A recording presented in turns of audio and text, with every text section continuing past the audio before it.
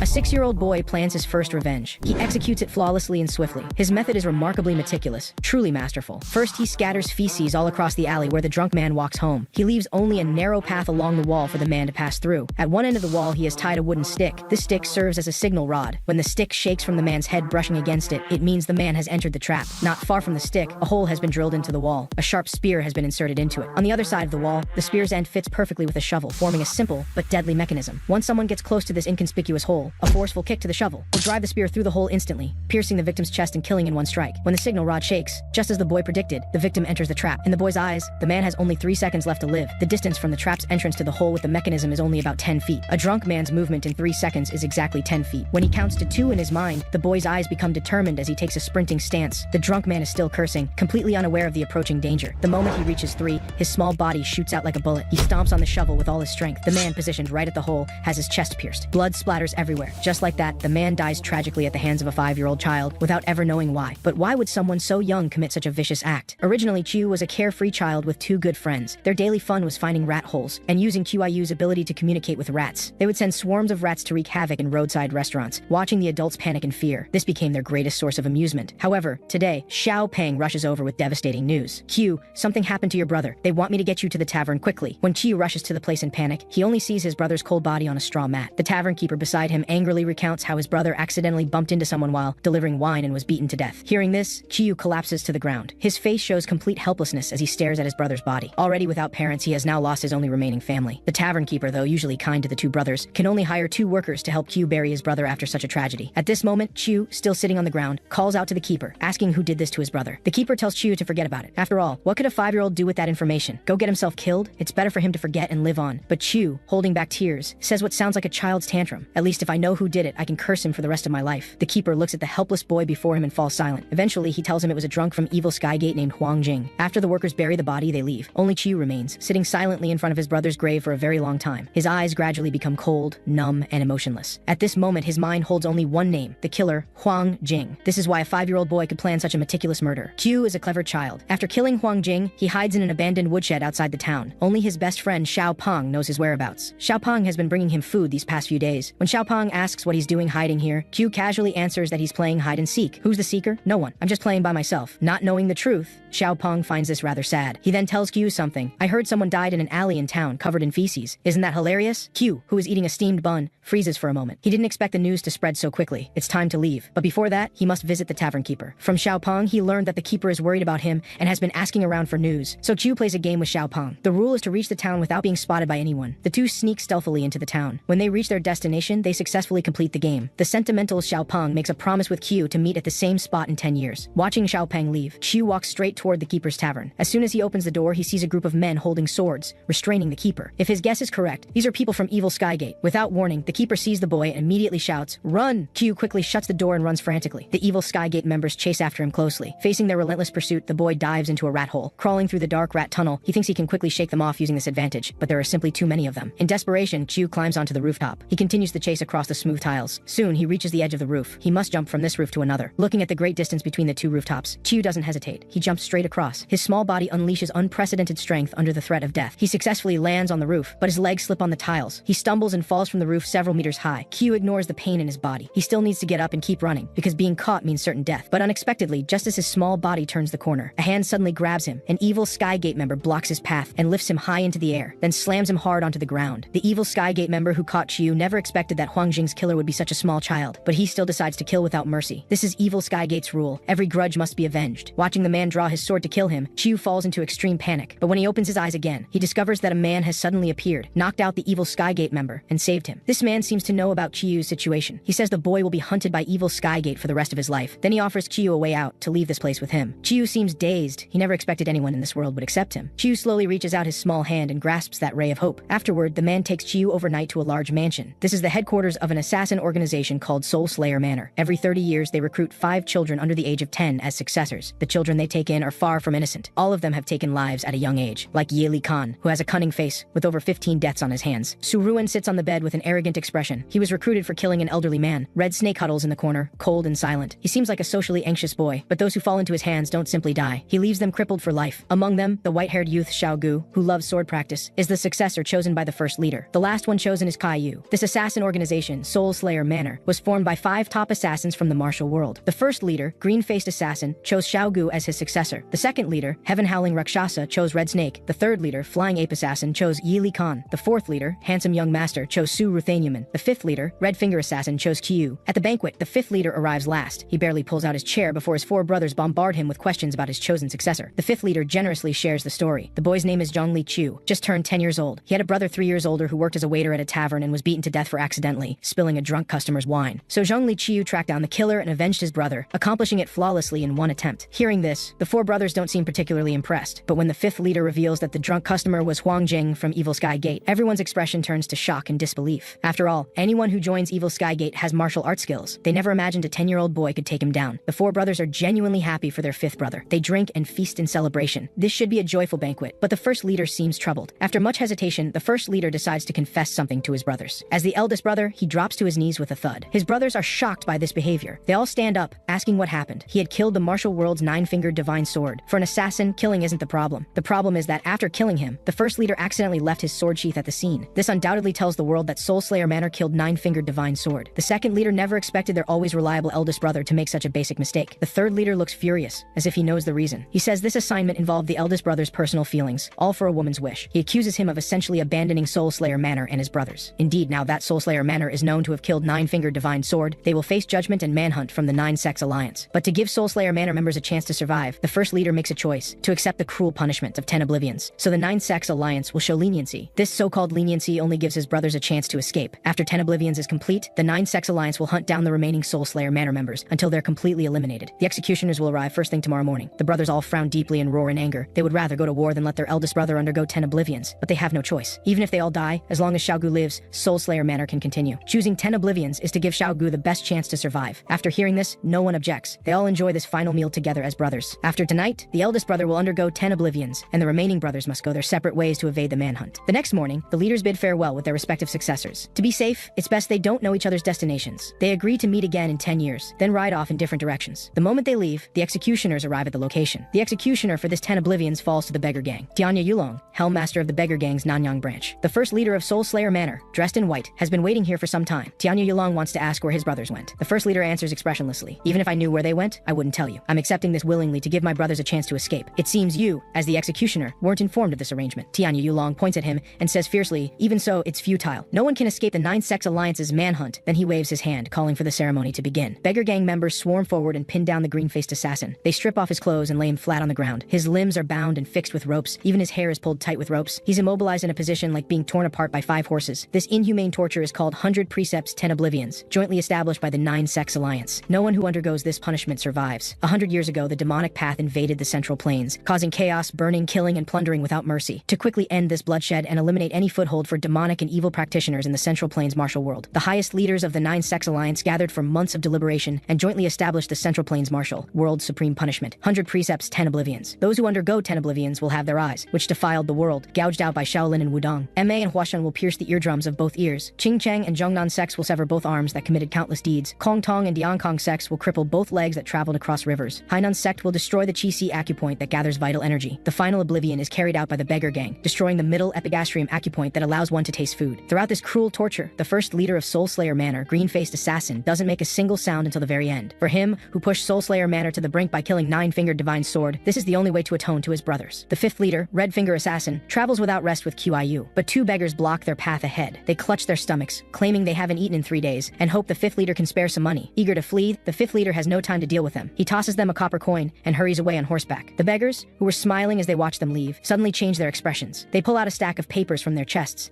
and confirm that the person who just gave them charity is indeed Red Finger Assassin. They plan to send a message back to their gang, but as the 2 use flint to ignite a signal flare, hoofbeats suddenly sound behind them. Unexpectedly, the fifth leader who just left has returned. With one swift slash, the fifth leader beheads one of them. The remaining one tries to resist, but ultimately cannot escape the fate of death. After the fifth leader eliminates both of them, he takes Chiu to a thatched hut to rest briefly while waiting for a family to go out and inquire about nearby boats. At this moment, Chiu sits on a white bedsheet, silent. It's the fifth leader who speaks first, asking if Chiu isn't curious about what's happening, but Chiu's answer is unexpected. He believes that if he's meant to know something, he'll be told even without asking. Seeing such a sensible child, the fifth leader reveals their current situation. They need to escape the Central Plains to somewhere beyond the 9-Sex Alliance's reach. Although he had promised Qiyu he wouldn't be hunted by evil Skygate anymore, now he's thrown him into a fugitive situation again. But Qiyu doesn't seem worried about this. Instead, Instead, he shyly asks a question, "What should I call you?" The fifth leader looks at this innocent boy's shy expression and falls silent for a moment. "Just call me master. As long as we can leave here alive, I'll begin teaching you." At this moment, the man who went out to gather information returns. He found a boat at the dock and tied a yellow rope knot at the bow. The fifth leader should have no trouble finding it. The fifth leader knows how difficult this is and offers some money, hoping he'll accept it. But the man quickly waves his hands in refusal. It turns out the man's parents were killed by villains years ago, and it was the fifth leader who avenged them. He feels that doing these small things isn't enough to repay him. The fifth leader pats his shoulder, leaves a horse behind, and departs with Chihuayu. At this moment, Tianya Yulong, having completed the 10 Oblivions execution, is still boasting to the beggar gang members about his greatness as the executioner. A member reports at an inopportune time that the guards at Five Color Mountain, Meng Meng and Ri Qianhuan, have lost contact. Tianya Yulong assumes they must have fallen asleep near the mountainside again and tells everyone not to worry. At this moment, a formidable-looking old man arrives with 2 sword bearers. He immediately scolds Tianya Yulong for his irresponsible attitude. The beggar gang members all bow to greet this black devil mad elder. Tianya Yulong loses his arrogance and can only meekly admit his mistake to the old man. The old man came here to deliver orders from above. The 9 Sects Alliance has decided that Shaolin Temple will hunt Heaven Howling Rakshasa, Huashan Sect will hunt Flying Ape Assassin, Wudong Sect will pursue Handsome Young Master, and hunting Red Finger Assassin falls to the beggar gang. This task will be under the old man's full command. The old man orders Tianya Yulong to send people to Five Color Mountain to find the missing members. He analyzes clearly that from Soul Slayer Manor toward Five Color Mountain, they're obviously planning to escape by boat at White River. They need to increase vigilance around Five Color Mountain and deploy twice the manpower at Hawu Village. Tianya Yulong can only obediently comply. The old man finally crushes his pride. The only reason 10 Oblivions was assigned to you is because the Nanyang branch is closest. Stop having such delusions of grandeur. Tianya Yulong bows with cold sweat on his forehead, listening carefully, afraid the old man might demote him at any moment. At this moment, the fifth leader travels with QIU and is stopped by another beggar on the street. This time, the fifth leader ignores him and simply walks away with QIU. But the beggar left behind stares at their departing figures and realizes something is wrong. Isn't that Red Finger Assassin, whom the gang is hunting? He greets his fellow beggar gang members who are still begging nearby. He points in the direction QIU and his master went, saying Red Finger Assassin has appeared and fled that way. He instructs one of them to inform the branch master. He takes the remaining person, grabs a butcher's knife from a meat shop and gives chase. After chasing through dozens of alleys, they still don't see any sign of them. The man thinks he's lost them, but when he turns his head, he spots QIU entering a dead-end alley. So he follows closely with his companion. They press against the wall, planning to count down from 3, then rush in together to catch them off guard. But when they rush into the alley with their knives, they find only QIU standing alone in the corner. Seeing only a small child, the 2 beggar gang members immediately relax their guard. They ask the boy where his father went. QIU doesn't speak, only points behind them. The moment they turn around, the fifth leader leaps down from the rooftop. An elbow strike from above knocks one of them flat to the ground. The other beggar gang member tries to put up a fight. After the fifth leader ducks under his slashing blade, he seizes the wrist holding the knife. A blow to the head knocks him unconscious. But it's not over yet. The fifth leader catches the knife as it falls from his hand and slashes his throat, finishing him off. At this moment, the member who received the elbow strike regains consciousness on the ground. The fifth leader grabs him by the hair with one hand. The butcher's knife presses against his throat. With deliberate intent in front of Chu, he sends him to his death. But this 10-year-old boy's eyes remain calm and unaffected. By now, White River Dock has been completely surrounded by the beggar gang. For the fifth leader and Chiayu to leave by boat is now impossible. They decide to hide first and plan their next move. But by sheer coincidence, at the hiding place the fifth leader scouted, a beggar gang member discovers them while relieving himself. The man grins foolishly at the fifth leader, then swaggers away. The fifth leader finally realizes what's happening and quickly draws his sword to give chase. But it's too late. The man has already disappeared. With no other choice, the fifth leader turns back and takes Chiyu toward the mountain. It seems taking a boat is completely out of the question now. At this time, the beggar gang receives one piece of bad news after another. First, 2 members died in an alley. While still examining the bodies, another member reports that the guards at Five Color Mountain, Meng Meng and Riqian, have also been killed. One crisis after another. Tianya Yulong is now furious beyond measure. He punches someone's door, shattering it to pieces. With rage and nowhere to vent, Tianya Yulong hears a member report that he spotted Red Finger Assassin while relieving himself. Tianya Yulong kicks him hard, demanding why he didn't detain the man. Fortunately, the Black Devil Mad Elder remains rational. He stops Tianya Yulong and asks the member for specific details. The beaten member can only answer obediently, nothing special. He was just hiding there with a kid. Hearing this news, the Black Devil Mad Elder laughs meaningfully. At this moment, the fifth leader brings Chiu to a household deep in the mountains. He knocks on the door, hoping this family can give them some food. An old woman with a cold expression opens the door. She claims her home is poor with nothing to offer. But when the fifth leader produces a few copper coins, the old woman's expression immediately brightens. She warmly welcomes them inside and makes several baskets of steamed buns. But then the door outside sounds again. The old woman once again shows a cold expression and opens the door a crack. A group of beggar gang members hold up a portrait, asking if she's seen this person. Upon seeing it, the old woman immediately becomes flustered. Noticing her odd expression, the beggar gang members ask again if she's seen him. Before the old woman can give a vague answer, the members push open the door and enter the house. Inside, the rich aroma of steamed buns fills their nostrils. The man in front politely greets Kiyu. Then he approaches the fifth leader and says he's hunting a murderous demon. He asks if he could share some buns. The fifth leader replies, of course, but I don't know if they'll suit your taste. The fifth leader's answer reveals a flaw. After all, why would a beggar be picky about food? The man stealthily reaches for the cleaver behind his back, but in that instant, the fifth leader spins around and slashes his throat. Only now do the beggar gang members realize this is Red Finger Assassin. They all draw their blades for battle. But how can these men's skills match Red Finger Assassin? With the fifth leader's extraordinary combat prowess, he quickly sends sends all the beggar gang members to meet Buddha. The old woman is terrified. She remains frozen, hugging herself, not daring to move. Even when the beggar gang arrives after receiving the news, she's still in this position, looking at the rows of members' corpses on the ground. The Black Devil Mad Elder's face turns black as coal. It seems the previous strategy needs adjustment. He splits up the forces concentrated at Hawu village. He stays at Hawu village, while Tianya Yulong returns to Nanyang. At this moment, the fifth leader and Chiu observe the dock from a rooftop. They notice the number of beggar gang members concentrated there has significantly decreased. They plan their move for tonight. For now, their task is to get some good sleep on the rooftop. But just as Chiu is about to fall asleep, noises below startle him. He peers down from the eaves to see what's happening. A man is threatening a girl with a knife. The fifth leader tells Chiu not to meddle in others' affairs. But Chiu has already jumped down and loudly stops the man who's about to commit violence. Seeing it's just a kid causing trouble, the man doesn't take it seriously. He scolds the boy to leave immediately, or he'll smash his head. With no choice, the fifth leader follows the boy to intervene. Lee San sees there's an adult behind Chiu, so he picks up his knife and threatens the master and disciple to leave. At this moment, the girl seizes the opportunity to break free from Lee San's grasp. The man tries to grab the fleeing girl, but the fifth leader intervenes in time. He charges forward and sends Lee San flying. After warning him, the fifth leader initially intends to let the man go, but Lee San points at the fifth leader with a shocked expression. He recognizes the man before him as Red Finger Assassin, whom the beggar gang is hunting. But recognizing the fifth leader is the biggest mistake of his life. The scene shifts. Lee San now carries a basket on his back, heading toward the dock. The beggar gang members conducting routine checks have no suspicion of him. He smoothly boards a merchant ship. An old acquaintance of Lee San asks what's in his basket. He noticed the basket kept moving from the start. Lee San claims it contains a basket of poisonous snakes. This statement immediately frightens the man. He even reports this dangerous cargo to the ship's manager. However, the manager doesn't care. He just tells Lee San to move the basket to an inconspicuous place to prevent unsuspecting people from opening it. After Lee San places the basket in an inconspicuous corner, another old acquaintance approaches him with a bottle of wine. The man pokes Lee San's shoulder and asks how things went with the girl. Lee San wants to brush him off and tell him to mind his own business. But at this moment, the man stares at him with shock on his face. Part of the skin on Lee San's face is peeled off. The moment the fifth leader realizes he's been discovered, he knocks the man unconscious with one strike. Then he tears off the human skin mask hiding his identity. On the beggar gang side, the Black Devil Mad Elder receives notification from the authorities that someone died in an alley with their face skinned off. The Black Devil Mad Elder lifts the straw mat covering the corpse and knows something is wrong. He didn't expect Red Finger Assassin to be skilled in the art of disguise. Upon learning the deceased's identity is Lee San, a laborer who boards transport ships, the Black Devil Mad Elder storms out of the authorities' office with his disciples. He orders them to send a signal for Tianya Yulong to intercept the merchant ship at Nanyang dock, while he takes a group of members to row after it. The fifth leader, now exposed, sees the beggar gang's signal flare light up the sky. After asking if Chiu can swim, he throws him into the lake. Then he jumps in himself. But Chiu, only 10 years old, doesn't know how to swim at all. As expected, the traveling merchant ship is stopped by the beggar gang. After a thorough search, they still can't find the disguised Red Finger Assassin. It's only from the ship's manager that they learn a man with a child jumped into the river half an hour ago. Tianya Yulong once again returns empty-handed. The fifth leader drags Chiu out of the river onto the shore. First, he presses the breathing acupoints on Chiu's body. Then he presses on his chest several times. But the boy still hasn't regained a heartbeat. The fifth leader's expression darkens. He pulls down the bandana from his forehead and sits slumped beside Chiu for a long time,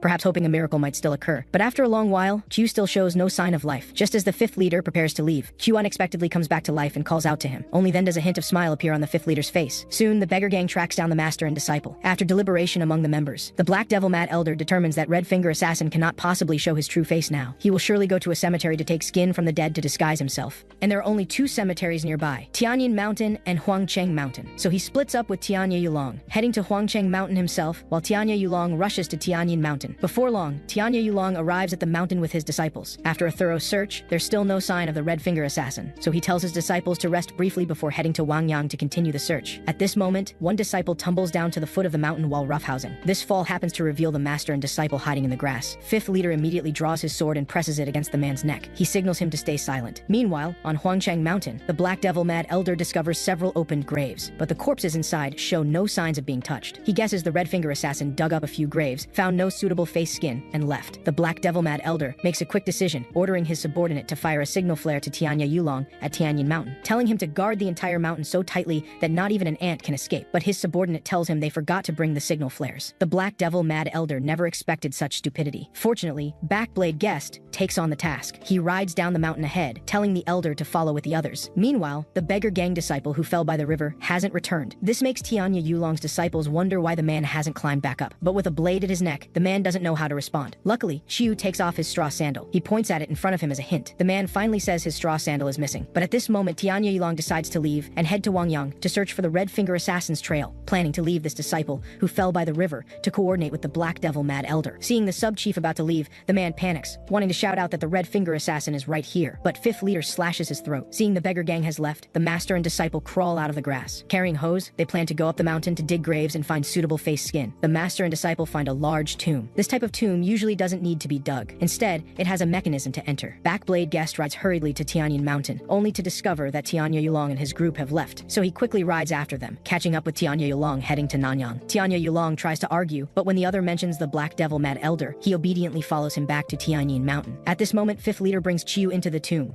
As he carves the face skin from the corpse in the coffin, a commotion erupts outside. Fifth leader rushes out of the tomb to check. He discovers the beggar gang has returned. Tianya Yulong leads the beggar gang disciples to the spot where they left the disciple to coordinate, but he's already become a corpse. Tianya Yulong immediately covers his face, weeping and blaming himself. The Black Devil Mad Elder arrives from behind and says calmly, "Now you see the consequence of acting rashly without thinking." But this disciple's sacrifice proves the Red Finger Assassin is here. He immediately orders Tianya Yulong to surround Tianyin Mountain while he advances up the mountain to search. But Tianya Yulong has lost all his spirit due to his brother's death. Seeing this, the Black Devil Mad Elder roars, "Tianya Yulong, are you deaf?" This snaps Tianya Yulong back. He clasps his hands and follows orders. He fires the beggar gang's unique signal flare. To prevent the Red Finger Assassin from escaping Tianyin Mountain, he calls disciples from outside to converge on the mountain from all directions, forming an encirclement. And aside from those surrounding the mountain, everyone searches the peak. Since they're dealing with an assassin skilled in hiding, every patch of grass and suspicious spot must be thoroughly searched. Fifth leader looks at the torches filling the mountain forest, his heart sinking into despair. He miscalculated. He never expected the beggar gang to turn back. Chiyu wants to go back into the tomb to get their belongings, but fifth leader stops him. His voice carries a deathly bitterness. "Seeing these torches, this mountain must be surrounded. We can't escape." Saying this, he shouts for Chiyu to get into the tomb. He pushes the tombstone with all his strength, leaving just enough space to enter. Then, using his back as leverage, he closes the tombstone completely. Having done all this, fifth leader slumps to the ground in regret. If they had left Tianyin Mountain earlier, shaking off the beggar gang would have been easy. Now hiding in the tomb, it's only a matter of time before they're discovered. He lets out a long sigh, his expression one of waiting for death. Chiyu asks innocently, "The face skin is only half peeled. Aren't you going to finish?" Looking at the boy's innocent expression, fifth leader feels a wave of bitterness. He moves his lips but doesn't know what to say. The clever Chiyu understands their situation. He lowers his head and says, "Before, I thought I would die under the Seishinsek's blade. Master saved me. And later, though I swallowed a belly full of seawater, I still survived. So until death itself stands before me, it's not over." The boy's words completely awaken fifth leader. A plan quietly forms in his mind. Tianya Yulong searches the entire mountain like looking for a needle in a haystack, but still finds no trace of anyone. Now only the graves of Tianyin Mountain remain unsearched. The mountain is famous for its excellent feng shui. Water-sensitive, wealthy people and high-ranking officials compete to build larger tombs, big enough to hold not just corpses, but living people. Realizing this, Tianya Yulong snaps to attention, immediately moving to search every tomb. But the Black Devil Mad Elder stops him. "There are countless graves here. When would we finish digging? If the Red Finger Assassin wants to use the face-changing technique, he wouldn't take skin from rotting corpses." Saying this, the Black Devil Mad Elder orders Shoudong to bring the tombkeeper. Soon, Shoudong brings the tombkeeper over. Seeing beggars all over the mountain, the tombkeeper appears somewhat frightened. The Black Devil Mad Elder gets straight to the point, demanding he tell them where recent funerals were held. The tombkeeper points to the various peaks and says, "Tianyin Mountain held funerals 3 days ago, 5 days ago, and 10 days ago, 2 each time." Just as he's about to continue, the Black Devil Mad Elder cuts him off, telling him to take them directly to the nearest place that held a funeral within the past half-month. The tombkeeper leads them to Sun Tianyi's tomb, which held a funeral 3 days ago. His continuous rambling annoys the Black Devil Mad Elder, who impatiently tells him to shut up. Is there a passage into the tomb? The Black Devil Mad Elder walks around the tombstone, examining it. The entrance is beneath this tombstone. The tombkeeper's words become noticeably more concise. Just as the tombkeeper wants to move to the next location, the Black Devil Mad Elder discovers a clue. He notices the grass on the lawn has been flattened, clear signs the tombstone was moved. He calls for people to push the tombstone open together, and orders all disciples to prepare for battle in case of a sudden attack when the entrance opens. Soon the tombstone is moved aside. An entrance appears before everyone. Tianya Yulong takes the lead with his blade and torch. When he nears the tomb's center, his face fills with surprise. He immediately calls the Black Devil Mad Elder down to look. When the elder comes down, he too shows disbelief. 3 holes have been dug in the walls around the tomb's center. The Black Devil Mad Elder looks at the dug holes and can't help but admire. The Red Finger Assassin truly is extraordinary. Even at the brink of death, he remains so calm. To confuse us, he dug 3 holes. Tianya Yulong enters a hole to check. After going several feet, he finds the path blocked. The other 2 holes are the same. The Black Devil Mad Elder analyzes. They must have one person digging in front while another blocks the path from behind. The Black Devil Mad Elder grinds his teeth in fury. Rushing out of the tomb, he immediately orders disciples to bring all the explosives from the Nanyang branch. He arranges disciples to walk forward in a circle around the tomb, stopping at the 19th step. He guesses that a grown man and a child digging a tunnel could go at most this far. And as he expected, fifth leader is indeed digging the path ahead, while Chu Yu blocks it from behind with dirt. But Chu is nearly exhausted.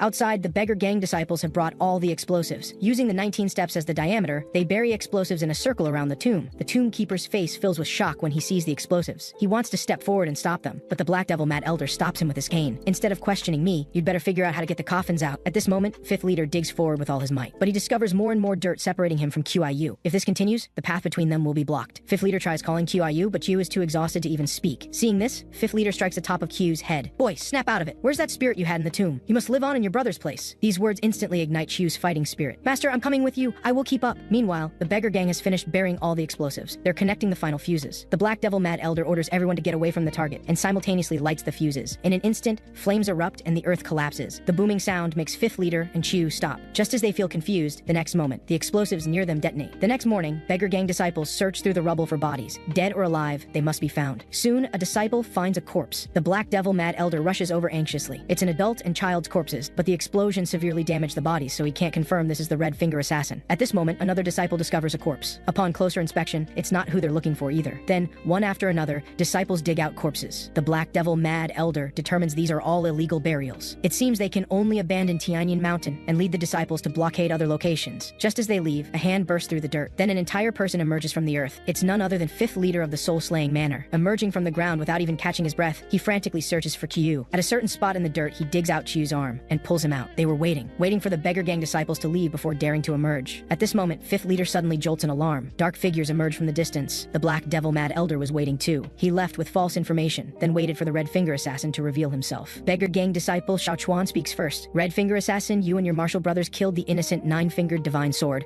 bringing shame to martial justice. For this, the beggar gang will execute the 10 oblivions on behalf of the 9 sects, and one gang, fifth leader, tells Qiu to run as soon as the fighting starts, and requests a blade from the beggar gang. The Black Devil Mad Elder doesn't refuse. He tells Xiaochuan to toss the blade over. After all, if a martial artist wants a dignified death, how can the beggar gang not be generous? The instant fifth leader grasps the blade, Xiaochuan and Xiaodong charge forward. One attacks high, the other low. Fifth leader meets Xiaochuan's assault head-on. With a bit of force, he sends him flying backward. Then with one blade, he blocks Xiaodong's strike. He bends down to dodge Xiaochuan's sword swing, but fifth leader gets kicked down by Xiaodong. After several exchanges, he discovers Qiu is still standing in place. Fifth leader immediately shouts at him to flee. Qiu lowers his head, pauses, then turns and runs wildly. The Black Devil Mad Elder quickly orders disciples to pursue. Fighting them, fifth leader sees the pursuers. He suddenly exerts force from his feet, breaking through the encirclement with one slash. He sweeps between Xiaodong and the other. He leaps toward the pursuers. With one blade, he takes down one beggar gang disciple, just as he's about to kill the next one. The Black Devil Mad Elder's cane suddenly flies over, saving that disciple. The disciple who narrowly escaped death doesn't think twice, continuing to chase after Qiu. At this moment, Qiu runs at full speed. Suddenly, a blade whistles past his ear. The broken blade stabs directly into Qiu's escape path. A beggar gang disciple is caught up, so Qiu turns and runs into the forest. He uses the surrounding branches to strike at the pursuer behind him. In just that instant, the beggar gang disciple loses sight of Qiu. At this moment, Qiu hides in a pit beneath the man's feet, not daring to breathe. Qiu's eyes suddenly catch something. He discovers this is actually a rat's nest. His expression suddenly changes. An idea forms. He mimics rats, making squeak sounds. The rats seem to understand, all turning to look at Caillou. This very call completely exposes his location. Just as the man raises his blade to finish Caillou, the rats suddenly stir, frantically rushing toward both Qiu and the man. In an instant, the man's figure is completely engulfed by the rat swarm. This call is like a landslide signal among rats. Qiu escapes the pursuit with the help of the rat swarm, climbing onto a path. The man's screams behind him are piercing. Qiu continues making squeak sounds, luring the rat swarm to follow him. He runs while making the calls, wanting to use the rat swarm to save his master in danger. Meanwhile, fifth leader's left arm throbs with pain from the cane strike. As someone nearby raises a blade to behead fifth leader, fifth leader suddenly exerts force from his feet, grabbing the man's waist and gently pushing forward. As he falls, he props himself up with one palm on the ground, completing a perfect evasive maneuver. Xiaochuan refuses to back down, slashing again and again at the fallen fifth leader. But as an assassin, his evasion skills are exceptional. The consecutive attacks are all neutralized. Fifth leader seizes the opportunity to flip and leap. He retrieves his knocked away sword. Even if I die in battle today, I'll drag one of you to hell with me. The Black Devil Mad Elder, who hasn't moved until now, suddenly accelerates. His knee drives straight into the Red Finger assassin's face.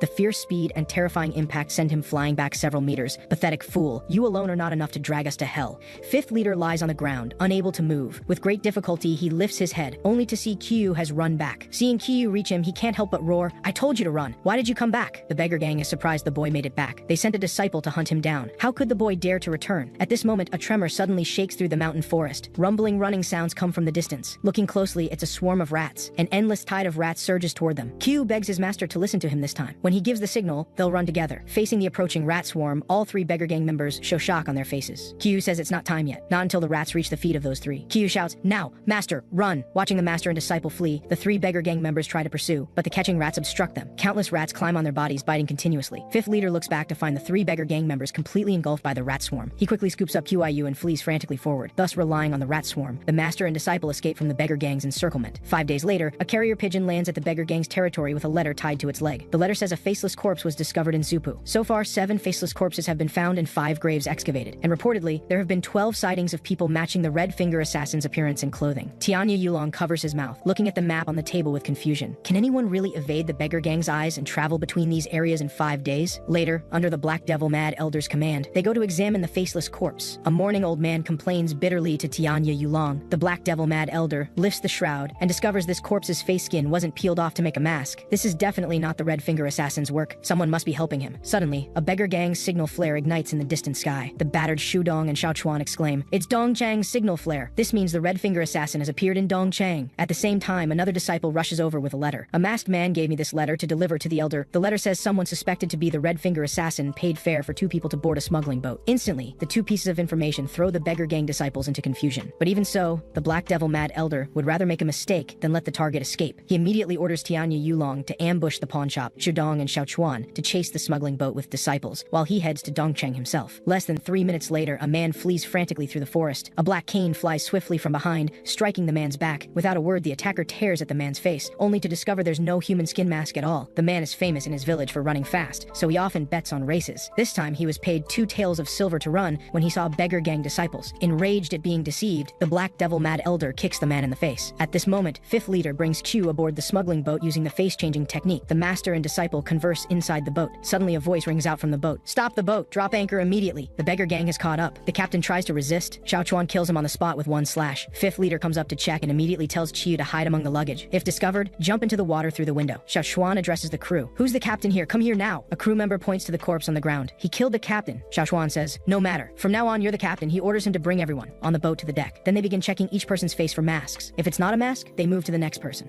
At this moment, 5th leader mingles among these criminals. He looks around nervously. At this moment, a hand suddenly lands on his shoulder. With extreme speed, it takes down 5th leader. The person is a buzz-cut young man. He calls out to the distance, "Fragrance Master, I caught him." The woman addressed as Fragrance Master leaps aboard. Holding a short blade, she says, "This beast thinks he can escape?" With that, before everyone's eyes, she stabs the blade into 5th leader's left arm. "Where did you hide my son?" The man points below deck. The Fragrance Master rushes anxiously below deck. Looking at the empty cabin, she speaks aloud. "I know you're here. From now on, you are my son, Xingxin. Only this way can you and your master deceive the beggar gang and escape." Hearing this, Q crawls out from the luggage scattered everywhere. Only then does he learn these people are from the Xiaowu sect. The beggar gang lets them take their people and leave by boat. The next morning, the Black Devil Mad Elder and Tianya Yulong wait at the rendezvous point. Shudong and the other arrive hurriedly with disciples. The Black Devil Mad Elder reads their expressions and knows they gain nothing. But they tell him about the Xiaowu sect's strange gate fragrance master from last night. The Black Devil Mad Elder sighs. At least that's something. At this time, another disciple reports that a Xiaowu sect elder requests an audience, and the sect master has sent a letter. The Black Devil Mad Elder opens it and his hands tremble with rage. The letter says the Xiaowu sect's strange gate fragrance master, Pei Jingxiang, helped the Red Finger Assassin escape and has been expelled from the sect. The fragrance master was actually once married to the Red Finger Assassin and had prepared a boat at the ferry early on. At this news, the beggar gang immediately prepares horses and sets off, attempting to intercept the ferry. At this moment, 5th leader and the other 2 have been brought to the ferry crossing. They're rushing quickly toward the dock, but when they arrive, they discover the Xiaowu sect master has been waiting here for some time. The man speaks. "Is this how you repay those who sheltered you? Do you know the consequences?" Pei Jingxiang lowers her head, unable to deny it. "I've already sent word to the beggar gang. They should be on their way now." Even so, 5th leader still won't give up. He'll fight despite his injured arm. The Xiaowu sect master laughs mockingly. "A fugitive doesn't even carry a sword. For fairness, I won't use mine either." Without a word, 5th leader charges forward. He lifts his leg in a sweeping kick, though he briefly gains the upper hand. After several rounds of combat, he's quickly pinned beneath the sect master's foot. The foot points directly at his life-threatening throat. "If you let Fragrance Master Pei go, I won't stop you from boarding the boat." 5th leader speaks with difficulty. "This isn't about whether I give up. You should know Jingxiang has now fallen to the same situation as me."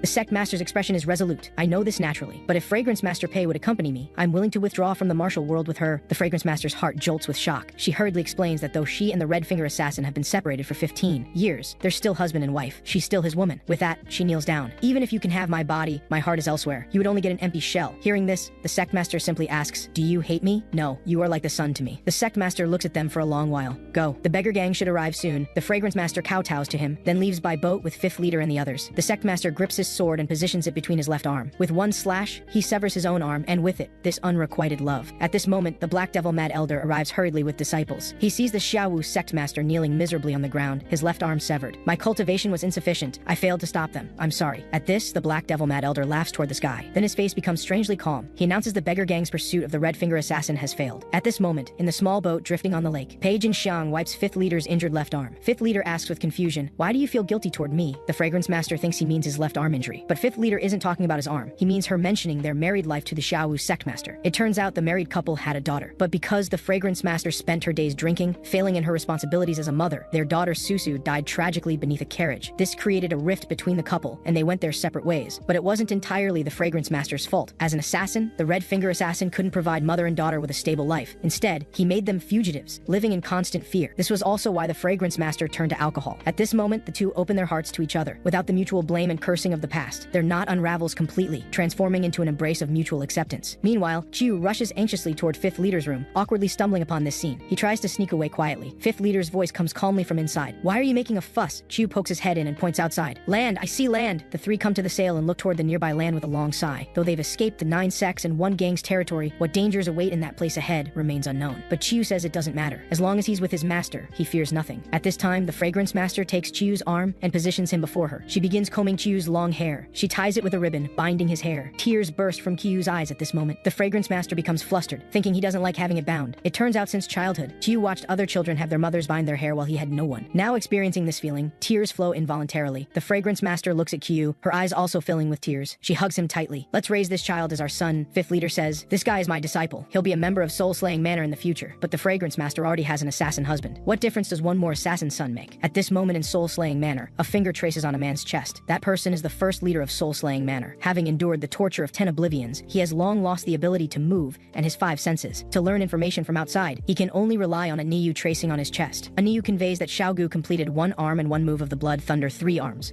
and all the Martial brothers successfully escaped. Learning this news, the 1st leader, the green-faced assassin, laughs heartily. It's just a pity tears can no longer flow from his eyes. A Niyu finishes conveying the information and walks toward the door. The scene before him makes his pupils dilate rapidly. He drops the utensils in his hand and swings his fist toward the woman, but the fist stops just before her face. He still can't bring himself to do it. He collapses to the ground, weeping bitterly. It turns out the woman is the source of everything that caused Soul-Slaying Manor to become what it is today. He lies on the 1st leader's chest, begging forgiveness. But the 1st leader only makes one request. He asks him to never seek out Xiaogu. At this moment, on the Yunnan border, 5th leader and the other 2 have wandered here. Looking at the endless mountains, 5th leader still feels uneasy. Though Yunnan isn't under the 9 sects and 1 gang's jurisdiction, it's still Ming Dynasty land. They need to walk another month to reach foreign territory before they can be at ease. As Chiyu's smile and steps leap high, their fugitive journey officially ends. What kind of journey will await them in foreign lands? In the blink of an eye, 3 short years pass. 5th leader and the others finally gain brief peace in their lives. During these 3 years, 5th leader only has QIU run constantly in this survival of the fittest jungle, not yet beginning to teach him cultivation. This day, a wild boar charges frantically through the jungle. Someone behind suddenly throws a spear. However, this strike misses, but lands beside the boar's charging path. Several pursuers behind chase relentlessly. Just as they draw their bows and prepare to shoot, an archer stops them. The leading man signals to stop the pursuit. The boar has entered Hongli Tomb. That's the Hongli tribe's sacred ground, where their ancestors rest. They all kneel in unison, planning to leave. Suddenly, chaotic sounds come from inside. They check their numbers, thinking someone chased in, but the count is exact. It's definitely not one of their own who entered the sacred ground. The group rushes into the graveyard to see who it is. They discover a young boy riding on top of a wild boar. The boar has rampaged around and destroyed several tombs. The white bones of their ancestors are exposed before everyone's eyes. The leader immediately orders them to stop this. 3 men surround the boy at once, but the uncontrolled boar sends them flying with a headbutt. One of them crashes heavily to the ground. The boy seizes this opportunity and charges up a punch straight to the boar's skull. The terrifying force knocks the boar unconscious. Seeing his success, the boy chuckles and shouts to the sky that he caught the wild boar. But before Chiyu can celebrate long, an angry voice comes from behind. Do you know you've turned our Hongli tribe's sacred ground into a complete mess? Q points at the unconscious boar and says it was clearly the boar's doing. They should be grateful that his timely intervention only caused this much damage. Wushinda grabs him by the collar with just a light push forward.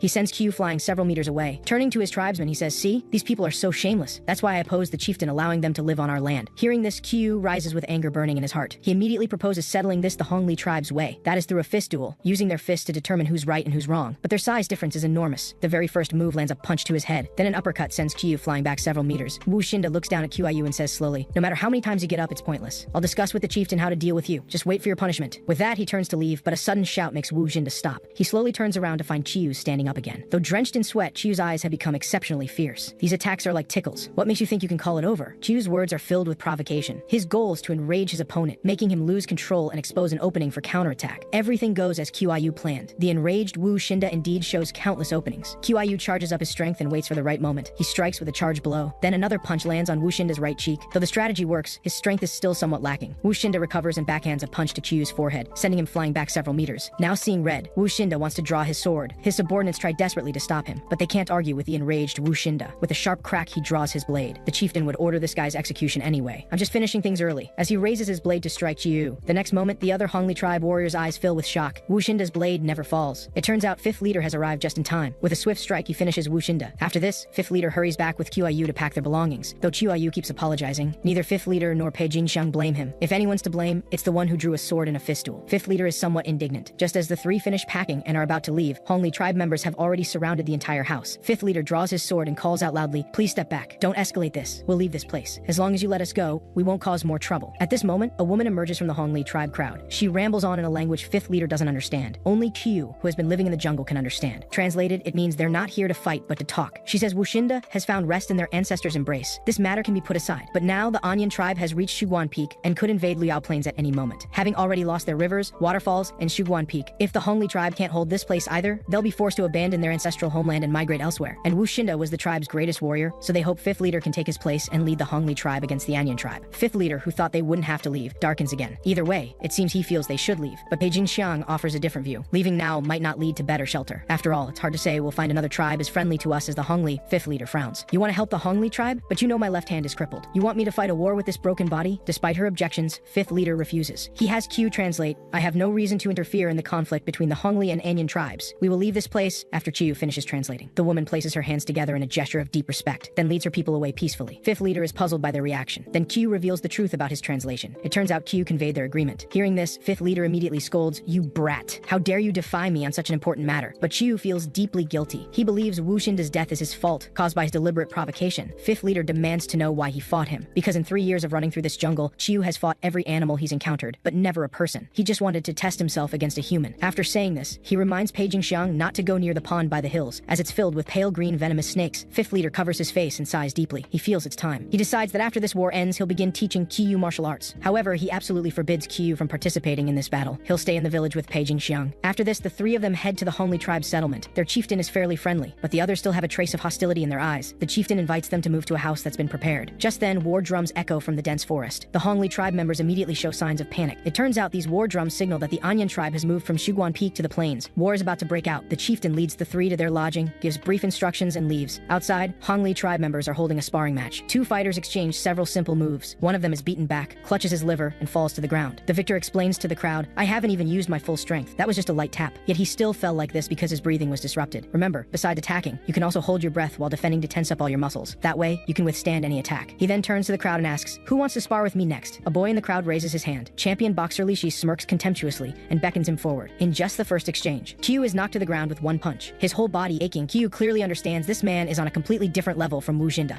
A little girl leans over and appears before him. He's the Hongli tribe's strongest champion boxer. Getting up, Qiu ignores the girl and charges forward again. Though this punch lands on Li Shi, the power is worlds apart. Li Shi backhands a punch and sends him flying. The little girl squats beside Qiu and mocks, how's that? How do our Hongli champion's fists taste? And why are you so pale? Qiu calmly retorts, that's amazing. How are you so dark? Struck by his words, the girl freezes for a moment. The next moment, her foot stomps on Qiu's face. Qiu doesn't back down and punches her in the head. This makes the girl burst into wailing tears. The surrounding Hongli people crowd around, cursing him for hitting the chieftain's daughter, though Qiu tries desperately to explain. 5th leader, who rushes over, doesn't care and tells Qiu to apologize immediately. Under 5th leader's pressure, Qiu has no choice but to obediently beg for her forgiveness. But the girl doesn't accept it. She demands Qiu must fulfill one wish before she'll accept his apology. The girl's wish is simply to see monkeys up close. She is the Hongli tribe chieftain's daughter, so all the boys in the tribe are afraid of her. They always use the excuse that it's dangerous outside the village to keep her from going out. So this wish falls to Qiu. At this moment, a troop of monkeys becomes frightened and frantically flees backward. Qiu senses something wrong. He pushes the girl down and covers her mouth to keep her quiet. At the same time, a group of Anyan tribe warriors passes by them. On the Luyao Plains side, Anyan tribe war drums resound. A Hongli tribe warrior rushes to report that the Anyan tribe has reached Luyao Plains and is assembling their forces. The Hongli tribe chieftain also roars a command to prepare for battle. As the commander signals with his hand, all Hongli tribe members assemble at this moment. 5th leader ties up his hair and tells Beijing Xiang that if something happens to him, or if the Hongli tribe is defeated, she should take Qiu back to the Central Plains to find the Xiaowu sect master. Beijing Xiang embraces 5th leader tightly. She believes the man before her can do it. After all, he's the red finger assassin who broke through the beggar sect's heaven and earth net. At this time, a group of Anyan tribe members hide in the dense forest. Qiu observes this through the grass. He signals the girl to crawl forward, wanting to relay this information. But unexpectedly, an Anyan tribe warrior spots them. He carries the 2 of them before his tribesmen in the forest. The leader immediately orders them eliminated. After all, they're too young, not even worth keeping as slaves. But one of them recognizes the girl as the Hongli tribe chieftain's daughter. She still has value as a hostage. While the 2 argue, Qiu suddenly strikes with a punch to the man's groin, taking advantage of the man doubling over in pain. He grabs the girl and runs into the jungle. The Anyan tribe leader points in the direction of their escape and orders, don't let them get away, they know our position.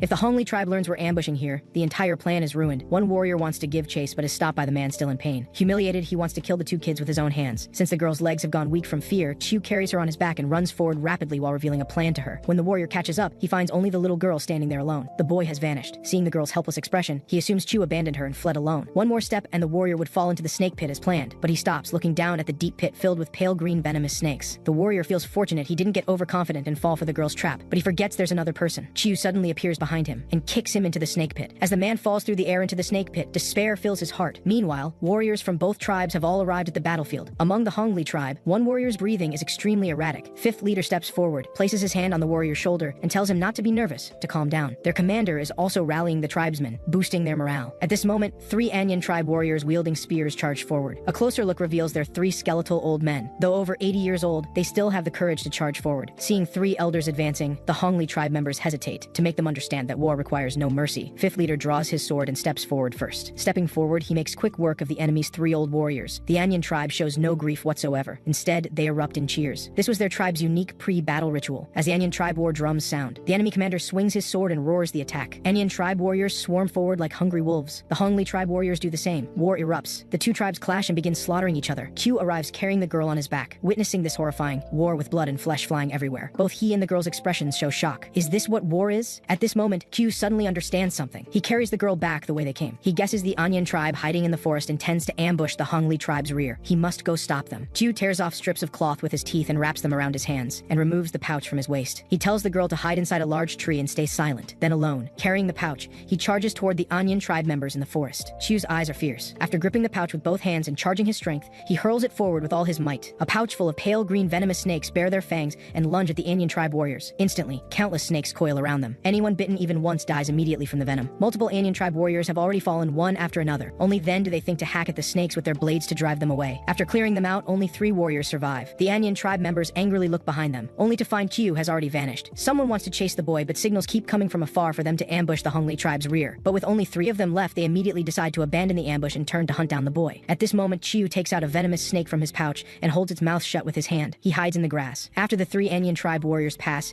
he crawls out and quickly flings the snake, taking down another Anyan tribe member. After doing this, he runs into the jungle. Qiaoyu changes tactics, not continuing to hide in the jungle but climbing up a tree instead. When an enemy passes below, he takes the opportunity to fling a snake down. It lands on the man's back, eliminating another enemy. However, when Qiu tries the same trick again, a blade suddenly strikes the tree he's in. The last Anyan tribe warrior has discovered Qiu. He rushes over and picks up his fallen comrade's blade. Qiu decisively throws a snake toward his back. Unfortunately, it's sliced in half by a single stroke. Qiu shakes his pouch and realizes he's out of snakes. The Anyan tribe warrior's blade is already swinging toward him. Qiu quickly grabs a large blade from the ground. Just before the opponent's strike lands, he's faster by a split second and slashes across his waist. Taking advantage of the opponent's shock, he thrusts the blade forcefully into his chest. With this, all the Anyan tribe warriors who intended to ambush from behind have died at Qiu's hands. On the other side of the battlefield, 5th leader is fighting fiercely. After the intense fighting, he realizes the Anyan tribe's forces are indeed much more powerful than the Hongli tribes. The Hongli tribe is steadily losing ground. At this rate, defeat is only a matter of time. The key to breaking this deadlock now lies with the Anyan tribe's chieftain, Muzhen. The war drums continue to sound, but the tribesmen ambushing in the forest still show no sign of movement. Muzhen immediately sends a subordinate to check. 5th leader, fully aware of the key to victory, leaps and vaults over the battlefield, charging straight for the enemy commander Muzhen. Muzhen's guard immediately steps forward to engage, meeting 5th leader head-on. With a few flicks of his wrist and blade, 5th leader suddenly stops in his tracks. He turns and blocks horizontally with his sword, then with a smooth motion slashes through, cutting him in half on the spot, then continues charging toward Muzhen. But Muzhen's dodging figure creates afterimages. 5th leader's sword naturally misses. Muzhen places both hands behind his back, letting 5th leader strike continuously, dodging sword strike after sword strike with ease until catching 5th leader's opening. He kicks out with a horizontal strike. The tremendous force is as powerful as a beast. He mutters something at 5th leader, who doesn't understand a word. Getting up, 5th leader swings his sword again. Muzhen stops going easy on him and draws his blade. With a backhand stroke, he deflects the attack. 5th leader's feet suddenly move. His foot strikes toward the opponent's head like a swimming dragon. But Muzhen's combat instinct is incredibly sharp. In just that instant, his arm catches 5th leader's ankle. Truly disappointing. I actually had expectations for your strength. Now it seems you're nothing special. 5th leader's face shows shock. You speak the Central Plains language? The instant he finishes speaking, Muzhen swings his blade, knocking 5th leader's sword flying. Then with a knee strike kicks 5th leader away. He continues, as someone from the Central Plains, why help the Hongli tribe? At this moment, sensing something, Muzhen suddenly looks behind him. Qiu leaps into the air, blade raised, attacking. The sound of the blade whistles past Muzhen's ear. Even with his incredible combat instinct, his cheek gets sliced open. Qiu asks 5th leader if they have a chance fighting together. 5th leader answers no. Hearing this, Qiu says to him in the tribal language, you're really lucky. Then he throws down his blade and kneels in surrender. My critical strike failed. Fighting further would just be a death struggle. Please make it quick. These are Qiu's last words. Muzhen, somewhat puzzled, asks what he means by calling him lucky. Kneeling, Qiu says his father just decided to teach him martial arts, but unfortunately tribal war broke out. If Muzhen had come 2 years later, he'd be the one dead. Muzhen asks what difference 2 years would make. Qiu points to the forest behind him. I killed all the Anyan tribe warriors hiding there. Without any martial arts training, I've already reached this level. If I train for 2 years, can you imagine what I'll become? By then you definitely won't be able to beat me. At this moment, the Anyan tribe warrior sent to check the forest returns to report that the ambush team has been completely wiped out. This confirms the boy's words. Hearing this news, Muzhen laughs heartily. I'd like to see what level you reach after 2 years. 2 years from today, I'll wait here for you. If you can last 5 exchanges, you win. Otherwise, I'll cut off your father's head and hang it on a pole, then chop off both your hands and make you my slave for life. Hearing this, Qiu's eyes become resolute. He asks back, what if Muzhen loses? Muzhen looks at the boy incredulously. Then I'll become your slave. With that, he orders his subordinates to sound the retreat. A subordinate tries to persuade Muzhen but is rebuffed. Muzhen says this is enough. If they wipe out the Hongli tribe, who will they fight next time? The Anyan Anian tribe's retreat drums sound. Both sides in the midst of slaughter look confused. The Anian tribe warriors are somewhat angry, but they still obey orders and retreat. The Hongli tribe people want to pursue but are stopped by their commander. He knows the enemy isn't retreating due to battle disadvantage. Before leaving, Muzhen speaks to 5th leader. If you don't want to lose your head, train your boy well for the next 2 years. With that, Muzhen leads his tribe away from Luyao Plains. 5th leader asks Qiyu what he meant. Qiyu says he made an agreement with him to duel again in 2 years. Learning this, 5th leader is shocked, but at least this war has stopped. After the war ends, the Hongli tribe begins cleaning up the battlefield. The cruelty of war remains horrifying to behold. The commander finds the chieftain and recounts how the Anian tribe retreated. The chieftain also finds Qiyu and expresses his gratitude. Qiyu says it's nothing. He only bought them 2 years, but 2 years can be long or short depending on how we use them. From now on, the Hongli tribe will focus on cultivating our forces. We absolutely cannot let the Anian tribe keep oppressing us. At this moment, Qiyu suddenly remembers something. He rushes to the forest from before. He finds the large tree where the chieftain's daughter was hiding and lifts the grass and leaves used to conceal it. Seeing the girl safe and sound, Qiyu apologizes for being late. The girl's eyes are brimming with tears. She throws herself into Qiyu's arms and cries. After that, Qiyu begins his daily training journey. In these 2 years, he must perfect his fist techniques and footwork to the extreme. He practices basic sword techniques 10,000 times daily. His body endures the pounding of waterfalls for hours. Additionally, he must spar daily with his master using blade techniques. For fist techniques, he exchanges blows with the Hongli tribe's strongest champion boxer. After exhausting himself to collapse, he must rely on powerful willpower to run hundreds of laps uphill barehanded. After months of practicing fist techniques, Qiyu can already perfectly control his breathing and trade blows evenly with a champion boxer. His blade technique can exchange 100 moves with 5th leader. He even perfects his critical strike to the extreme. Time passes swiftly. 2 years have quietly gone by. Qiyu finds Yulin, whom he hasn't seen in a while. Tomorrow is the day of his duel with the Anian tribe chieftain. Perhaps this is the last time he'll see the girl. After saying this, Qiyu waves and prepares to leave. Yulin's eyes show some hesitation. She shouts at Qiyu's retreating figure, "Zhongli Qiyu, I believe you can do it." The next day, Muzhen arrives at the battlefield with all the Anian tribe warriors. The Hongli tribe is also ready for battle at any moment. Seeing Qiyu hasn't arrived, Muzhen has his subordinate inform the Hongli chieftain that if Qiyu doesn't appear by noon, he'll continue the unfinished war from 2 years ago. At these words, murmurs immediately arise within the Hongli tribe. Some think Qiyu fled in fear of Muzhen. Champion boxer Li Shi immediately rejects such absurd talk. That guy isn't so irresponsible. If you don't know the situation, don't speak nonsense. The Hongli commander also roars at those behind him. The Anian tribe cannot be trusted. Whether Zhongli Qiyu comes or not, we must be ready for battle. At this moment, Qiyu emerges from the forest, but he sees Pei Jingxiang on the battlefield. He can't help questioning 5th leader why he brought her to the battlefield. 5th leader falls silent for a moment. He only tosses Qiyu a blade. After catching the blade, Qiyu's eyes full of determination walks toward the center of the battlefield. Muzhen also has his subordinate bring his signature weapon, the 9-section whip. Then he walks toward Qiyu as well. "Let me see what your father taught you in these 2 years." As each displays their weapon, the battle between them is about to erupt. Muzhen moves first. His figure vanishes from the spot in an instant. The iron whip in his hand eagerly swings forward. The 9 sections shoot out like a swimming dragon. Qiyu blocks with his blade handle in his left hand. His right hand smoothly thrusts the blade, twisting his wrist and turning his body. Another slash cuts horizontally across. Muzhen's body flexibility is incredible. His arm wielding the iron whip strikes from behind his back, then smoothly kicks Qiyu in the navel. But Qiyu is no longer the boy who fell from one strike. After 2 years of constant pounding by waterfalls, his body's toughness has reached another level. With just a slight adjustment of his footwork, he steadies himself. Wielding the iron whip, Muzhen says dismissively, "Being able to withstand my kick is indeed not bad. But if 2 years of training only resulted in this level of toughness, it's far from enough. You're too impatient. This is just the beginning." As he says this, Muzhen attacks again. "Let me ask you again, when will I not be able to beat you?" Qiyu moves from the side, bending and charging to reach optimal attack position. His blade swings out, but Muzhen dodges with a leap. Using the momentum, he steps on Qiyu's back and vaults over. In midair, he swings the whip. In an instant, the 9-section whip coils around Qiyu's neck like a venomous snake. Then with a fierce pull downward, Qiyu's entire body falls to the ground. He tightens around Qiyu's neck and drags him backward. Seeing this situation,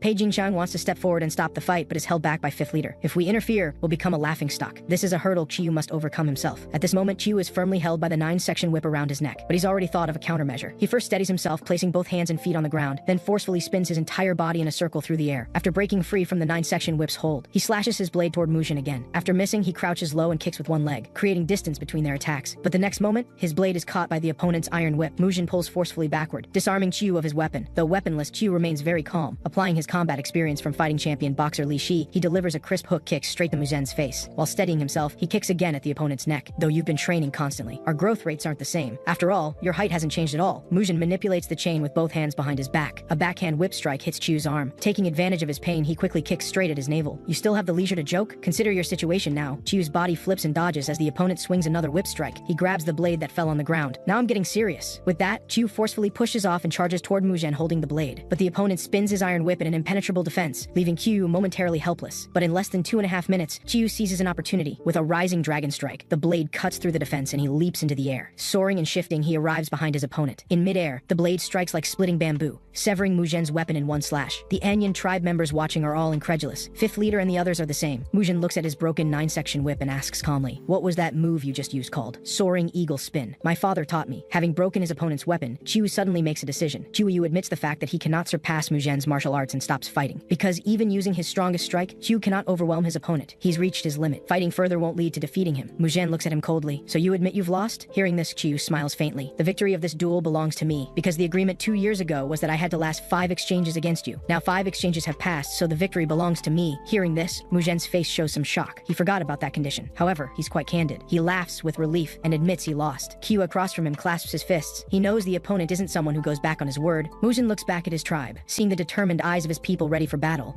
He still can't get past his own conscience. According to the agreement, Mugen will become Qiu's slave. Qiu waves his hand dismissively, saying he only needs Mugen to never trespass on Hongli tribe territory again, and this matter will be settled. But the stubborn Mugen doesn't see it that way. In the Anyan tribe's rules, defeat means choosing either death or slavery. From this moment on, Qiu is his master. Following him are 2 warriors, Yuhui and Yuju. Unwilling to return to Shiguan Peak, they choose to continue following Mugen. So both of them will also become Qiu's slaves. At this moment, 5th leader arrives and asks what choice the Anyan tribe will make after losing their chief. Mugen calmly replies that they'll elect a new chief. In the near future, the Anyan tribe will go through a storm of bloodshed. More than that, Mugen emphasizes there's no need to be so polite. Since 5th leader is Qiu's father, he will also be Mugen's master. Qiu waves his hand, indicating there's no need to make things so awkward. But the stubborn Mugen states that not just anyone can take slaves. The master must have the corresponding power and ability, and can never do anything that loses their authority, anywhere or anytime. In short, he's making Qiu understand clearly the relationship between them. At this moment, the fragrance master arrives, breaking the awkward atmosphere. He asks if the 3 will live in this house, but Mugen and the others refuse. They'll build their own dwelling nearby. Night falls quickly. 5th leader curiously asks Mugen how he learned Central Plains martial arts and language here. Mugen asks if 5th leader knows of the 5 Poisons demon lord, who devoted his life to studying leg techniques. 5th leader has naturally heard of him. Supposedly, after enduring the 10 Oblivions torture, he went to Kunlun Mountain. But Mugen reveals the truth. The 5 Poisons demon lord actually came here to escape the 10 Oblivions, and he was Mugen's master. The 5 Poisons demon lord spent 10 years teaching him fist techniques and various weapons, and also passed down the 9 Flames true scripture, having him train for another 10 years. From now on, Mugen will take charge of Qiu's training, because Qiu's current martial arts skills don't qualify him to have slaves. 5th leader agrees with this and requires the training to be completed within 5 years, because in 5 years they'll return to the Central Plains. And so, Qiu begins daily sparring with Mugen. What Mugen teaches first are the offensive and defensive leg techniques. However, while he's seriously explaining, Qiu suddenly breaks into a grin. Turns out, Yulin is sneaking up from behind. Mugen tactfully pauses the training, saying they should take a break. Yulin complains with dissatisfaction. The duel is over, why won't he spend time with her? Qiu asks if something's wrong. Turns out Yulin's parents keep urging her to marry. All her friends have gotten married, leaving only her single. Qiu suddenly understands, pointing at her and teasing that no one wants her. After all, who would like such a troublemaker? Before he finishes speaking, Qiu receives a kick. Yulin storms off angrily. Even the rough warrior Mugen can see it. Yulin likes Qiu. How could Qiu not know? But Yulin is meant to inherit the Hongli tribe chieftainship, while Qiu must return to the Central Plains. They're destined to be apart. At this moment, Yuju is running swiftly through the forest. He hides behind a large tree. Just as he's about to draw his blade, a blade presses against his neck. It's Qiu, expressionless, saying, "Yuju, you're out." But Yuhui appears from nowhere and strikes down with his blade. He follows up with another strike at Qiu.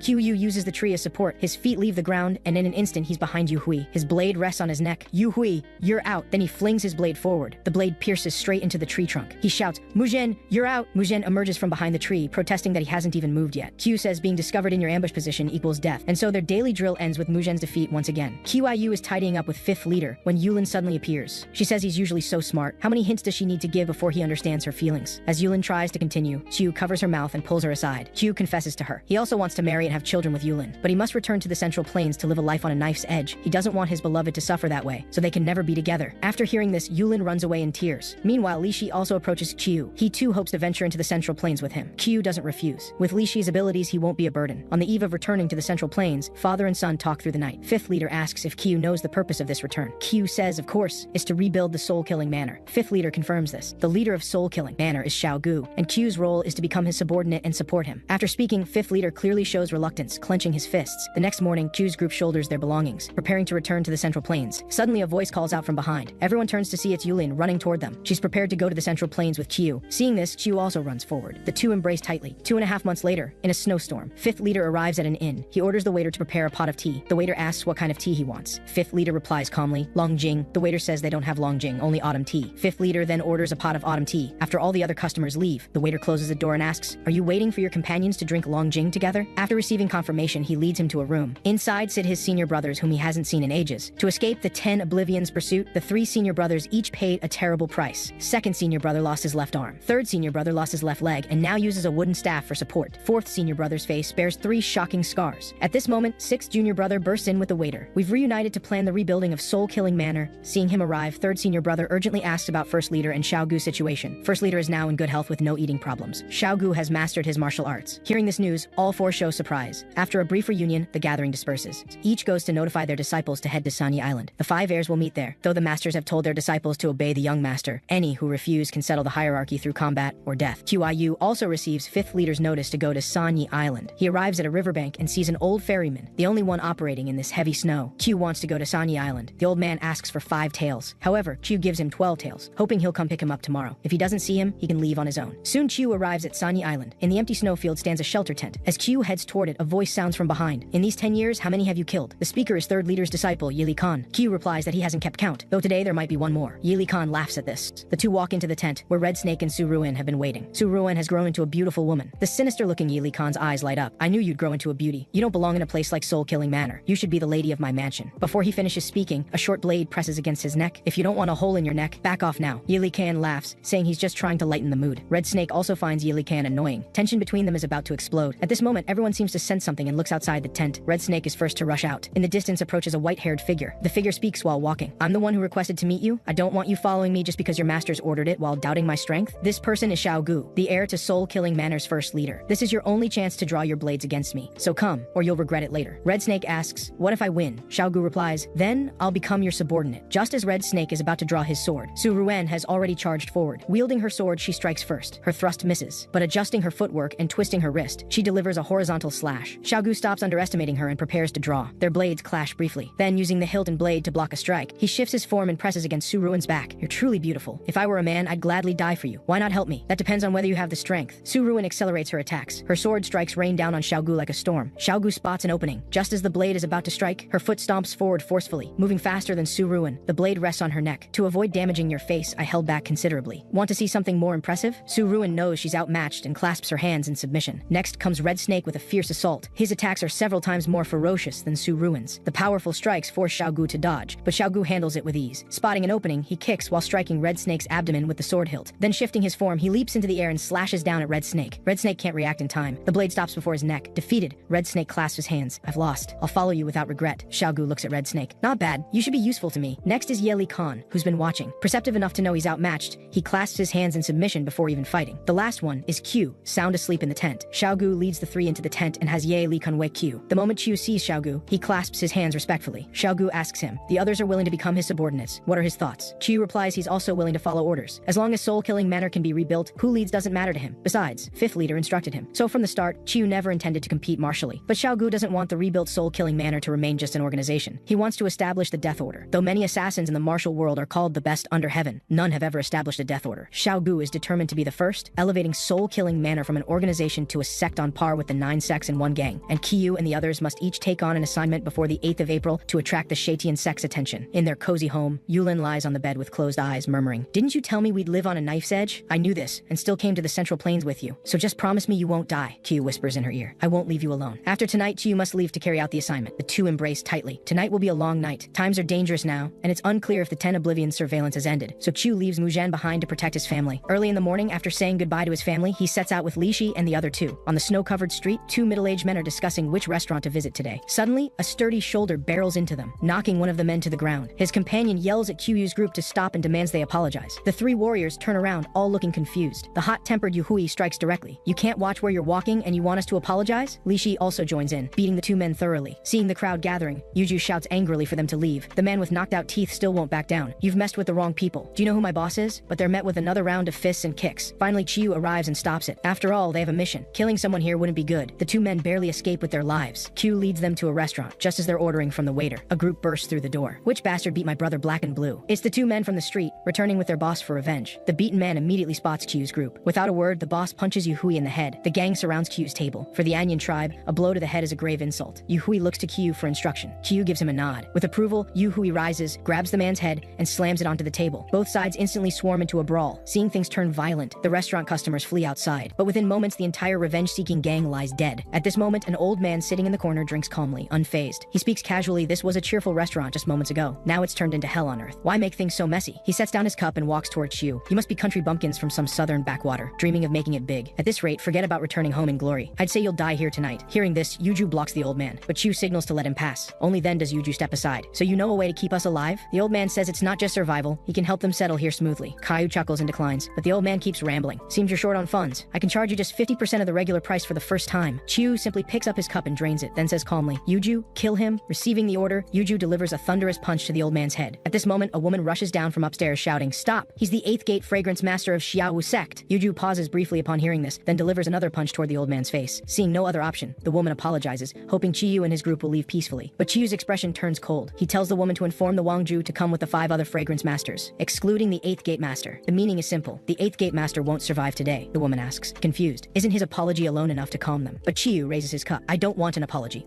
I plan to drink blood wine with them again. The meaning is clear. He wants the world to know he's becoming an assassin. Soon, a group of sword-wielding men arrives at Tianhua Tower. They urge Chiyu to leave peacefully, but Chiyu simply asks if he's the Wangju. The man brushes his hair, saying he's just someone who makes a living cleaning here. Chiyu calmly pours himself a drink. Listen carefully. I want to see the Wangju. The man's attitude becomes noticeably impatient. The Wangju isn't some dog you can call and dismiss at will. I'll count to 3. If you're still sitting here, don't blame me for what happens. Before he finishes, a wine bottle smashes on his head. It's Q who strikes first. The man's subordinates draw their blades. Q isn't about to back down. He picks up a blade. Since you're so eager to fight, I'll oblige. Yuju, close the door. Soon as he speaks, the armed men swarm toward Q with their blades. Q's form moves swiftly, weaving through the crowd like a swimming dragon, cutting through them like butter. The restaurant door bursts open, and a man flies out, crashing into the snow. The man's arrogance is gone. He kneels in the snow, begging Qiu for mercy as he approaches. This is yet another test for Qiu. He must become ruthless without a shred of hesitation, treating the living as already dead. This is the way of the assassin. In the falling snow, the man collapses in a pool of blood. At this moment, the Wangju witnesses everything from upstairs. Their eyes meet, but Qiu's cold gaze frightens the Wangju so much he staggers back, nearly collapsing. The Wangju hurriedly tells the woman to send word to Sheitian's sect. Someone wants to drink wine. But just as she's about to leave, he calls her back, sweating, and tells her to gather the other fragrance masters instead. He bows respectfully with clasped hands. I am the Wangju of Xiaowu sect, Qian Yinzhuo. Behind him follow the 4 other fragrance masters. Qiu gets straight to the point. He needs Xiaowu sect to work for him, but he finds Sheitian sect troublesome, so he wants them to gather all intelligence about Sheitian sect's assassins. Hearing this request, the Wangju shifts from panic to calm. Why should Xiaowu sect follow your orders? And what's in it for us if we do? Qiu swirls his cup. I can spare your lives. Then his eyes fill with killing intent. Anyone who interferes with my drinking has only one path: death. Whether it's Shaqian sect, the beggar gang, or Xiaowu sect. But the Wangju suddenly laughs. If that's the case, then do it. Xiaowu sect members are martial artists. Why would we fear death? Besides, if we're exposed selling Shaqian sect's intelligence, we're dead anyway. Qiu reads his thoughts. You want to make a deal. Exactly. The Wangju can provide all intelligence, but first, Qiu must eliminate Xiaowu sect's leader, the sect master. At these words, the other 4 fragrance masters show shock. Qiu recalls that the Xiaowu sect master once spared their lives. His cup slams down on the table. Yuju, eliminate Qian Yinzhuo. But at this moment, the woman blocks the Wangju. You must value Xiaowu sect's intelligence network. But without the Wangju, the network will surely suffer. Yuju asks Qiu if he should eliminate this woman first. After a long pause, Qiu speaks. Why do you want to eliminate your own sect master? The current sect master used despicable means to overthrow the previous master, so most of Xiaowu sect's disciples don't truly recognize him. Qiu holds his cup, somewhat puzzled. Qian Yinzhuo continues. 2 years ago, the previous sect master was secretly eliminated by the current one. Hearing this, Qiu no longer hesitates. I'll eliminate the Xiaowu sect master. Qian Yinzhuo steps out from behind the woman and bows with clasped hands in submission. I'll investigate all of Sheitian sect's intelligence and present it to you. However, Qiu warns him. This is the last time he'll make a deal with him. Afterward, he invites Qiu's group to a private room and orders his subordinates to clean Tianhua Tower. The private room becomes a restricted area. Anyone who speaks a word about it will be beheaded immediately. From today on, everyone watches Sheitian sect's every move. Collect all intelligence about them for the strange gate fragrance master. After arranging everything, the Wangju looks at Qiu's group. He can't help but wonder, can he really trust them? But now, this is his only choice. Less than 2 days later, the strange gate fragrance master reports the intelligence gathered on Sheitian sect. After reviewing the intelligence, Qiu immediately calls Li Shi and the others into the room. He orders Yuju to eliminate Sheitian temple chief at Wuli Valley. Yu Hui will go to Yongning County to eliminate Qingsha divine brush, and Li Shi will go to Naiku River to deal with flowing water fishermen. With their current abilities, they'd surely lose in direct combat, so they must execute perfect ambushes. The three's eyes are fierce without a trace of hesitation. They've long treated every mission as if facing death without fear. At this moment, an old man outside tries to enter the restricted room. The doorkeeper strongly prevents him. The old man claims he's called Old Man Qian. There's no place in Kaifeng he can't enter. The doorkeeper clearly tells him if he doesn't want to die here, he'd better not go in. Old Man Qian has no choice but to state his purpose. I come on Xiaogu's orders to meet Zhong Liqiu. Old Man Qian assumes Qiu is just a wet behind the ears kid, so his attitude is quite arrogant. His words constantly criticize Qiu, always talking to him as a senior would. Suddenly, a brush knocks the teacup from the old man's hand. Qiu sternly warns him, I'm sparing you because you're sent by Xiaogu, but if you dare continue spouting nonsense and showing off here, I'll make you pay on behalf of Xiaogu. Only then does Old Man Qian straighten his attitude. He hands Qiu a banknote for 10,000 taels of silver. This is Soul Killing Manor's startup fund distributed by Xiaogu. 10,000 taels per person, no exceptions. Qiu looks at the banknote and remains silent for a moment. Then he pushes the note back and tells Old Man Qian to relay a message to Xiaogu. Everything Soul Killing Manor left behind belongs to the previous generation. If he truly wants to establish the death order, he shouldn't rely on others' resources. Old Man Qian is deeply impressed. He's valued money above all his life and never married to avoid supporting a family. Now, for the legendary death order, he wants to give his entire life savings to the man before him. But Qiu expresses regret. To become a Death Order member, one must first pass through Death's Gate. Unless someone has the ability to return from death, the living absolutely cannot become Death Order. But Old Man Qian insists that in that case, Q should take the money even more. It might save your life at a critical moment. After Old Man Qian leaves, the strange gate fragrance master arrives to report intelligence about Shatian Sek's great manor. After carefully reviewing all the reports, Q orders the fragrance master to prepare wealthy young master's clothing for him. Then he heads to the Shatian Sect manor mentioned in the intelligence, wanting to meet its master. Since Q didn't make an appointment, the guards naturally don't let him in. Q knows how these things work. As he turns to leave, he mentions, I was going to offer 20,000 taels to commission the manor master for something. Seems I'll need to find someone else. The guards exchange glances and quickly try to stop him. They invite him in as an honored guest, though before meeting the manor master, he must be searched. Q waits briefly in the hall. The manor master arrives hurriedly with a group of subordinates. I hear you want to commission something worth 20,000 taels. The target must be no ordinary person. You know, if it endangers us or involves a major figure, the payment will be higher. QIU indicates no problem. However much you want is fine. I just want to send him to the underworld. The manor master laughs. So whose head do you want? Chiu's expression turns cold, his voice firm. The head of Shatian Sect's Kaifeng chief. That's you, hall master. As soon as he speaks, Q moves first, flipping to pin the guard while simultaneously, skillfully drawing the guard's blade. He leaps onto the negotiation table, charging straight at the Shatian Sect hallmaster. The guard's attempts to block him are easily deflected. Twisting his body, the blade slashes straight down at the hallmaster. Unexpectedly, the hallmaster is prepared. He uses his chair as a shield and continues to exert force, slamming Caillou against the wall. The hallmaster roars, demanding who Chiu is and who sent him. At the same time, his guards arrive and position themselves protectively. Chiu smiles coldly. The one who will replace Shatian Sect, killing Sect Master. Zhongli Chiu, that's me. The hallmaster looks at this madman in disbelief and orders his men to kill him immediately. But these few measly guards are no match for Qiu. With lightning speed, he dispatches the approaching guards. One guard is clever enough to open the door and call for reinforcements, but he's still killed by the blade Qiu hurls at him. At this moment, the hallmaster no longer waits passively. He slashes his blade toward Qiu. Qiu flips across the table. In the same motion, he lifts and flips the table. The hallmaster can only use his hands to block the table, but when he looks up, he finds no one in front of him. At the same moment, Qiu has appeared at his right side. Under his shocked gaze, the blade falls. A large group of manor guards now rush in to help, but Qiu's expression shows not a trace of panic. As if these people are already destined for death, he cuts through the crowd. From this moment on, Shatian Sect and Kaifeng territory has fallen. At the same time, Li Shi and the other two also complete their assassination missions. With such major events occurring, the Wangzhou of Zhaowu Sect, as the premier intelligence network, receives the news immediately. The deaths of Kaifeng Shatian Sect's three great assassins along with their hallmaster make Qian Yinzhu a sigh. The martial world changes overnight. It seems another storm of blood is coming. At this moment, a subordinate reports. The person in the restricted room wants to see the two masters. When Qian Yinzhuo and the other arrive, they're both shocked. A man covered in bloodstains sits in a chair, drinking heavily. It's Q. He speaks seriously. Wangzhou, I'm now ready to accept commissions. Sometime later, a man named Sanjin rushes anxiously to a restaurant.